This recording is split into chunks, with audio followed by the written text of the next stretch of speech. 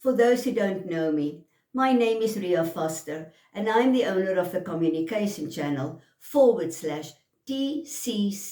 Soft Skills Training, where I specialize in the following courses: effective presentation skills, how to communicate effectively in your working and personal environment, effective meetings, frontline etiquette, self-assertiveness through emotional awareness, and call center training. And today I would like to share with you some thoughts on how to structure your speech. Now, we all know that our presentation must have an introduction, a body, and a closure. And it is always a good idea that when you start your presentation, in the beginning of your introduction, to open it with something that somebody well known said, or a quotation from an author, or you can read something very short from an article or a newspaper, or you can even tell a very short story, but they must all be applicable to your presentation. And then after that, you introduce them to your subject. For example, Winston Churchill once said, and I quote, "A good speech must be like a woman's skirt, long enough to cover the subject and short enough to create interest." And that is what I want to share with you today, how to structure your speech.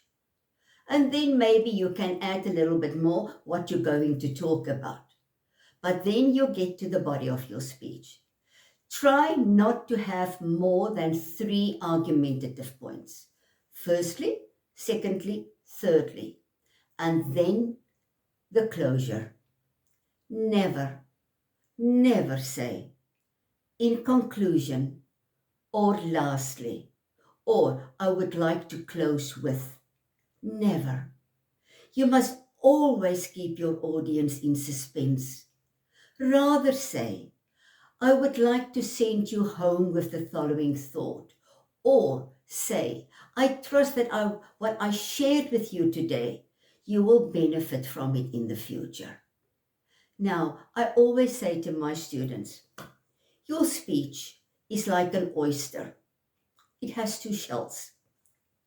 That shell is your introduction. This shell is your closure.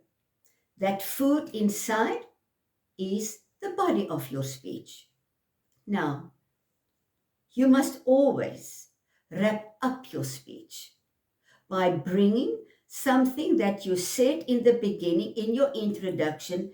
You must say it in the closure so that you can bring the two together to keep your body of your speech inside. So how do we do that? I would like to leave you with the following thought. If you go home today, go and think about what I said, but remember, don't forget what Winston Churchill taught us.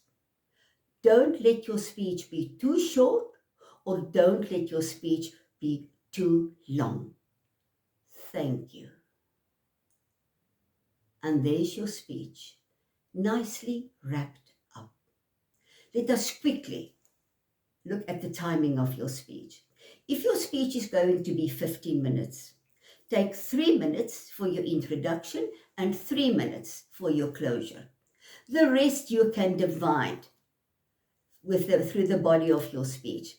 Doesn't matter how long every argumentative point will be, just try not to make it only a minute, at least 2 minutes for one argumentative point.